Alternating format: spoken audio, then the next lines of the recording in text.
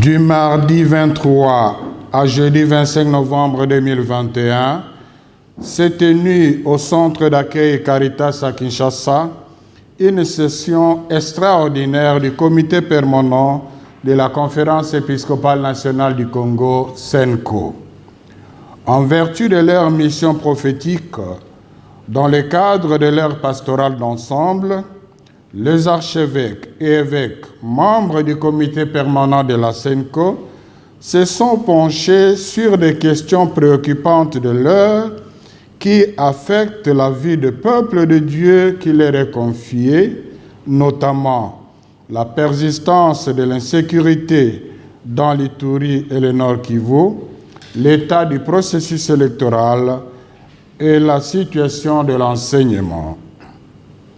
La question sécuritaire.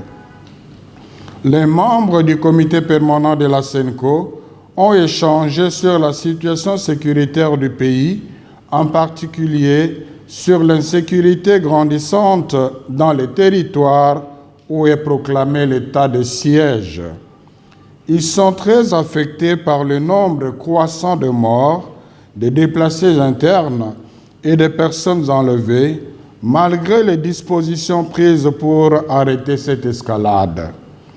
Fort du rapport reçu des 2 missions de la CENCO sur terrain, les pères évêques ont évalué l'état de siège et ils ont aligné quelques recommandations à faire au commandant suprême dans le sens de requalifier cet état de siège de manière à ce qu'il soit plus efficace et réponde davantage aux besoins de la population qui y vit.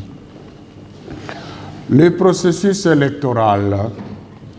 Convaincu que le bien-être du peuple congolais et la cohésion nationale dépendent pour beaucoup de la réussite du processus électoral dont l'objectif est l'organisation des élections crédibles, inclusives, transparentes et apaisées, les évêques ont échangé sur l'évolution de ce processus qu'ils suivent très attentivement. Ils déplorent la politisation de la Commission électorale nationale indépendante CENI et le climat de méfiance engendré, susceptible de conduire aux élections contestées d'avance et qui, par conséquent, porterait sérieusement atteinte à la cohésion nationale et à la paix sociale. C'est pourquoi, pour garantir le caractère apaisé du processus électoral, ils ont levé l'option de demander à qui de droit à faire preuve d'ouverture afin de rassurer toutes les parties prenantes de la transparence et de l'inclusivité du processus électoral. Avec la désignation des animateurs de la CENI, les évêques se sont rendus compte de la grande divergence des doctrines et des perceptions de valeurs éthiques avec certaines confessions religieuses. C'est pourquoi ils ont décidé de suspendre la participation de l'Église catholique dans la plateforme des confessions religieuses. L'enseignement. Par ailleurs, les évêques membres de la CENCO se sont penchés sur la question de l'enseignement. Ils ont fait l'état des lieux de la rentrée scolaire 2021-2022, des revendications des enseignants et des négociations en cours avec les syndicats. Ils se sont rendus compte que tout se ramène à la mise en œuvre de la gratuité de l'enseignement primaire.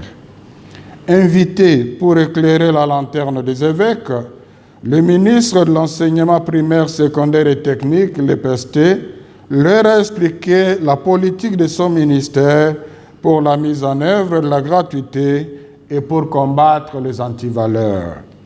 Les évêques ont exprimé leurs préoccupations majeures dans ce secteur tout en lui rassurant du soutien de la CENCO dans la mise en œuvre de la gratuité. C'était aussi l'occasion pour les membres du comité permanent de faire l'état des lieux de l'itinéraire synodal qui a été lancé dans les différents diocèses le dimanche 17 octobre 2021, de l'avancement de l'élaboration des mesures d'application de l'accord cadre et de la constitution des tribunaux ecclésiastiques interdiocésains dans notre pays.